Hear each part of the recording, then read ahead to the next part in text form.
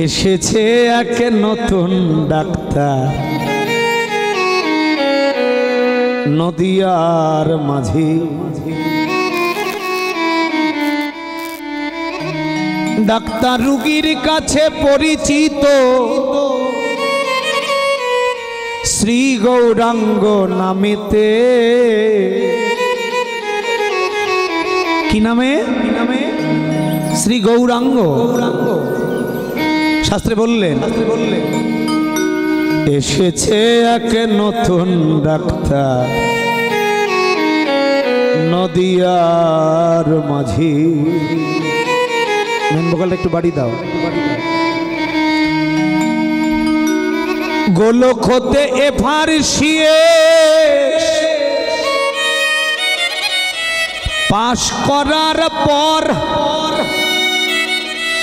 ভবব্যাধি সারার ঔষধ জগতে মহাপ্রভু করেছেন আবিষ্কার।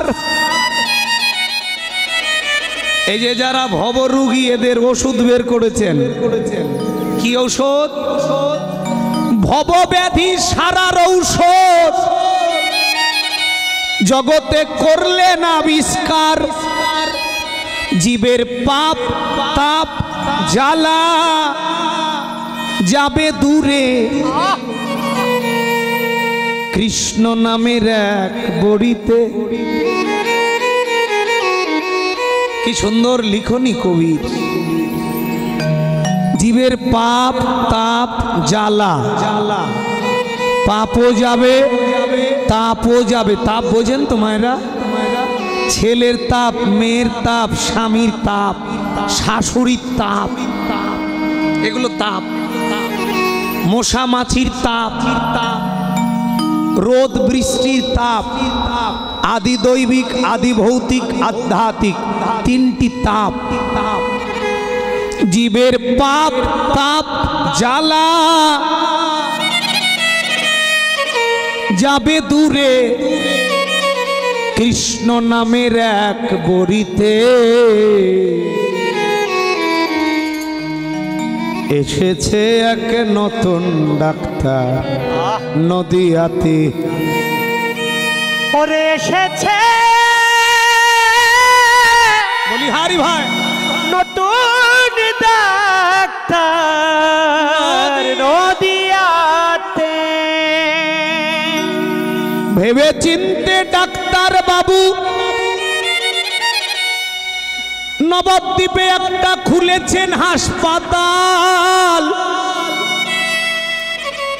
নবদ্বীপে একটা হাসপাতাল খুললেন। রোগী কারা? সেথায় ভর্তি করলেন দিন দুঃখী নাস্তিক মদ মাতাল। নাস্তিক রাধে মদ মাতাল। সেথায় ভর্তি করলেন দিন দুঃখী। জগতে যত নাস্তিক মদ মাতাল, সেথায় আচণ্ডালে ধন্য হলো আমার মহাপ্রভুর সেবাতে। এসেছে এক নতুন ডাক্তার নদিয়ার মাঝি। ওমা বৈষ্ণব কবি লিখছে গো, হাসপাতালের সিভিল সার্জন অদ্বৈত গোসাই, সহকারী শ্রীবাস গদাধর আর এমএ নিতাই। সেথায় শ্রীহরিদাস কম্পাউন্ডার প্র্যাকটিস করে দিনে রাতে। হরিদাসকে প্র্যাকটিস করার দায়িত্ব দিলেন। কি কৃষ্ণ নাম? এসেছে এক নতুন ডাক্তার নদিয়ার মাঝি। হাসপাতালের টিকিট, আহা ও মায়েরা, রুগী হলো চণ্ডাল, ট্যাবলেট হলো কৃষ্ণ নাম, ডাক্তার হলেন মহাপ্রভু। হাসপাতালের সিভিল সার্জন অদ্বৈত গোসাই, সহকারী Srivas Gadadhar RM Nitai, শ্রীহরিদাস compounder practice করে দিনে রাতে। তাহলে টিকিট শ্যামকিশোর কয় অধম যত, একবার যারে ছুটে যা, কেবলমাত্র অনুরাগের টিকিট কেটে ভর্তি হ তথা। শুধুমাত্র অনুরাগ, আর কিচ্ছু লাগবে না। যে ট্যাবলেট নিয়ে এসেছে মহাপ্রভু কৃষ্ণ নাম, ও মা কিচ্ছু লাগবে না, শুধু প্রেম ভক্তি হৃদয়ে ওই হরিনাম রূপী ট্যাবলেট খেলে তোমার জীবনের পাপ তাপ জ্বালা যন্ত্রণা সব দূরীভূত হয়ে সংসার সুখী হবে, ভগবানের চরণেও তুমি সুখী থাকবে। হরিব হরিব। যে মানুষটি আচণ্ডালে প্রেম বিলাইল, মহাপাপী জেনেও তারে কোলে তুলে নিল। এমন দয়াল, এমন করুণাময়, এমন প্রেমময় ঠাকুর কখনো আসে নাই রে মা। এই মহাপ্রভু এমন করুণা নিয়ে এসেছে জগতে। সে যে হরি নামে মাতুয়ারা, ও তার ঝরে চোখের জল, হেমানন্দে বাহু তুলে বলে বলে রে হরিব। ওরে মানুষ বল রে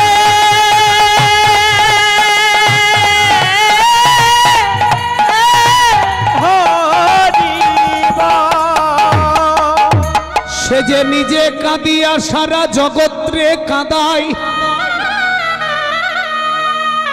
সোনার মানুষ বিরাজ করে সোনার নদিয়া।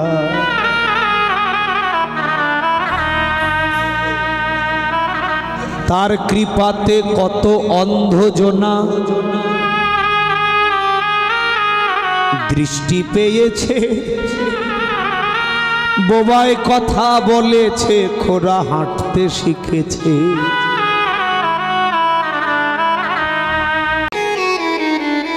মহাপ্রভুকে ডাক্তার বললেন রে মা। কিসের ডাক্তার? দেহের। কিসের? ভবরোগীর ডাক্তার। ভবরোগী কারা? বলছে যারা মরণের কথা ভুলে আছে, এরা ভগবানের কাছে ভবরোগী। যারা বলছে আমার বাড়ি, আমার গাড়ি, আমার নারী, আমার জমি, আমার ছেলে বিসিএস ক্যাডার, আমি বিসিএস ক্যাডার, আমি বড় জাতি, বলছে যারা আমিত্ববোধে মেতে আছে, এরা ভগবানের কাছে ব্যাধিগ্রস্ত মানুষ। এই রোগটার নাম কি? ভবব্যাধি। খুব মন দিয়ে শুনবেন। নদিয়ায় সে হলো নিমায়, ব্রজেন্দ্র নন্দন যে শচীসুত হলো সে, যেই কৃষ্ণ সেই গৌ। কলিযুগ পাবন অবতার শ্রী চৈতন্য মহাপ্রভু, কলিযুগ ধর্ম পিতা শ্রী চৈতন্য মহাপ্রভু। কিন্তু সনাতন ধর্মে অনেক শিক্ষিত ছেলে মেয়ে আছে যারা অনার্স মাস্টার ডিগ্রি পড়াশোনা করছে, শেষ করেছে। যদি বলি মহাপ্রভুর জীবনী বলো তো একটু, কিংবা তোমার ধর্ম পিতার নাম কি, সেই ধর্মের পিতা শ্রী চৈতন্য মহাপ্রভুর একটু জীবনী বলো তো, একটাও শিক্ষিত ছেলে মেয়ে মহাপ্রভুর জীবনী পড়ে না। এটি আমাদের প্রয়োজন। যে ধর্মে জন্মেছেন, এই যে মা, যে গর্ভে, যে মাতৃগর্ভে জন্মে মা সম্বন্ধে বাবা সম্পর্কে জানে না, সে কুলাঙ্গার সন্তান। চৈতন্য চরিতামৃতে কবিরাজ গোস্বামী লিখেছেন, পাইয়া মনুষ্য জন্ম যে না শুনে গৌর গুণ, তার জন্ম হেন ব্যর্থ হইল। পাইয়া অমৃতের ধুনি পিয়ে বিষে গর্ত পানি জন্মিয়া সে কেন নাহি মইল। বলছে যারা যৌবন পেয়ে গৌর ভজন করল না, কৃষ্ণ নাম করল না, তাদের মাতৃগর্ভে শিশুকালে নিষ্পাপ অবস্থায় মরে যাওয়া ভালো ছিল। কবিরাজ গোস্বামী পাদ তার চৈতন্য চরিতামৃত গ্রন্থ লিখেছেন। মায়েরা খুব মন দিয়ে শুনবেন। এই জন্য গৌরকে জানতে হবে। যদি গৌর না হইতো তবে কি হইতো, কেমনে ধরিতাম দে রাধার মহিমা প্রেমরস সীমা জগতে জানাই তো কই। এই যে মায়েরা, ভক্তিমতী মায়েরা, জেনে রাখবেন, মানব জীবনে মহাপ্রভু সরধুনী গঙ্গার কূলে যতগুলো ধর্ম পৃথিবীতে দিয়ে গেছে কলিযুগের মানুষকে, নিজে আচরণ করে জগৎকে শিখিয়েছেন। আজ উত্তরাগস্ট ফেরতগস্ট আসরে সুরধনী গঙ্গার কূলে বসে বসে সংসারী মানুষদেরকে বলছে, ও মানুষ, সন্তান উৎপাদন করে রেখে চলে যাচ্ছ, তুমি নিজেও ধর্ম করলে না, সন্তানকেও ধর্ম করালে না। জেনে রেখো, ওই ছেলে কিংবা মেয়ে যত পাপ করবে, প্রত্যেকটা পাপের 4 ভাগের 1 ভাগ অংশ পিতামাতার খাতায় জমা হবে। হরি বল, হরি বল। কত ভাগ? 4 ভাগের 1 ভাগ। এই পৃথিবী থেকে চলে যাবেন, আপনার ছেলে মেয়ে রেখে যাবেন, যতগুলো পাপ করবে প্রত্যেকটা পাপের 4 ভাগের 1 ভাগ অংশ আপনার খাতায় জমা হবে। শাস্ত্রীয় প্রমাণ দেব আমি।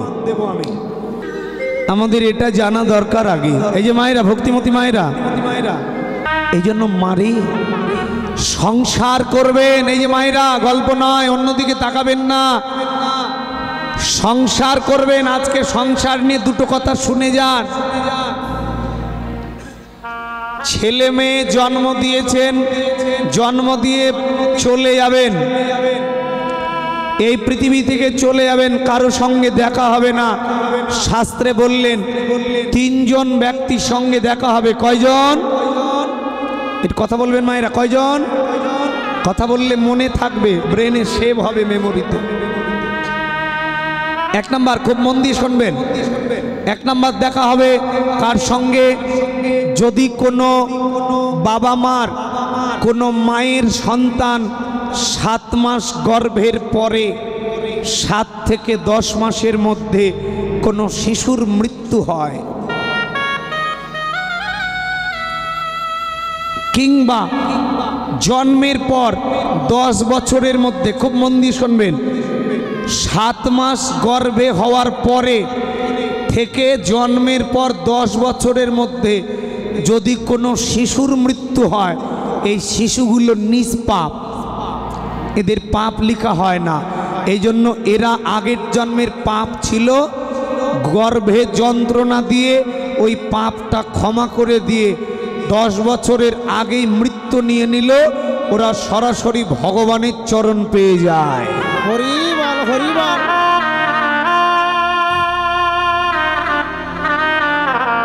এই যে মায়েরা, খুব মন দিয়ে শুনবেন, আপনাদের জন্য বলছি।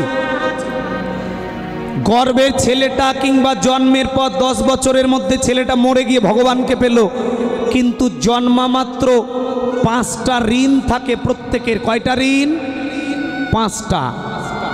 দেব ঋণ, ঋষি ঋণ, পিতৃকুল, শ্রী গুরুদেব এবং মা বসু মাতা।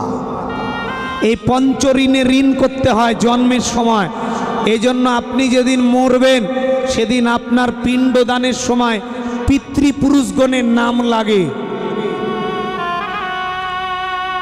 জন্মা মাত্র 5 জনের কাছে ঋণী। শোধ হবে কিভাবে? 2টি উপায়ে শোধ হয়। নিজে কৃষ্ণ সেবা করলে শোধ হয়ে যাবে 5টা ঋণ। যদি কেউ সেবা না করে তাহলে সন্তান উৎপাদন করবে, সন্তান উৎপাদন করে ভগবানের সেবা যদি করাতে পারে সন্তানকে দিয়ে, তাহলে সন্তান কৃষ্ণ নাম বললে সন্তানেরও 5টা শোধ হবে, বাবারও 5টা শোধ হবে। হয় সন্তানকে দিয়ে করিয়ে ঋণ শোধ করতে হবে, নইলে নিজে করতে হবে। যে কোনো দুটোর মধ্যে একটা উপায় ধারণ করতে হবে। এই যে মায়েরা, বাচ্চা ছেলেটা মরে গেল, ওই ছেলেটা বিয়েও করতে পারলো না, আবার নিজেও কৃষ্ণ সেবা করতে পারলো না, তাহলে ওর 5টা ঋণ শোধ হবে কিভাবে? প্রশ্ন। ওর 5টা ঋণ শোধ হবে যেদিন ওর বাবা মা মরবে।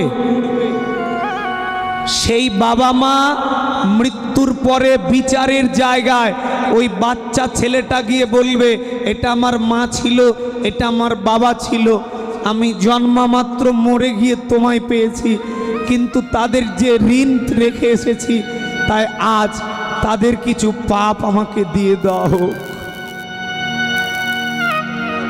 ওই ছেলেটা শুধু তোমার পাপ চাইবে। ভগবান বলবে, খোকা আমি তোকে পাপ দেব না, তুই আমাকে পেয়েছিস, তুই যদি প্রার্থনা করিস তাহলে তোর ঋণের জন্য তোর বাবা মার 4 ভাগের 1 ভাগ পাপ আমি ক্ষমা করে দিলাম। যদি কারো বাচ্চা শিশু মরে থাকে, জেনে রাখবেন আপনার কিছু অংশ পাপ ক্ষমা হলো। এই গেল 1 নাম্বার। 2 নাম্বার দেখা হবে কার সঙ্গে? 2 নাম্বার দেখা হবে নিজের নিজের গুরুদেবের সঙ্গে দেখা হবে। এই যে মায়েরা, যদি গুরু কৃষ্ণ ভক্ত হয়, ভব নদীর কিনারায় গুরুদেব বসে থাকবে, শিষ্যদের সঙ্গে দেখা হবে। যে সমস্ত শিষ্যরা গুরুদেবের ইহজন্মে কর্ম করেছে, গুরুদেব তাকে ভবনদী পার করবে।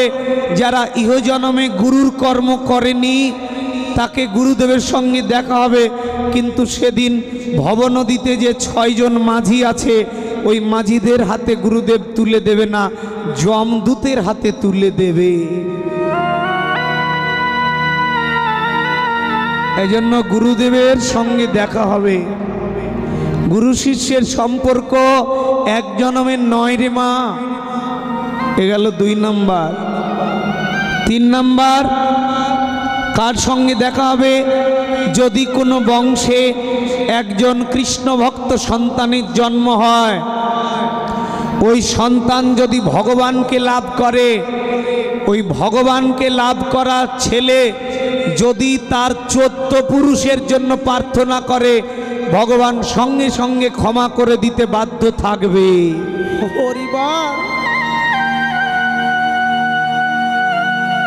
বংশে, এই যে মায়েরা, এই জায়গায় লিখেছেন ভগবান, বংশে একজন কৃষ্ণ ভক্ত সন্তান তার 14 পুরুষ উদ্ধার করতে পারে, তার বড় প্রমাণ কে? ভক্ত প্রহ্লাদ ধ্রুব মহারাজ।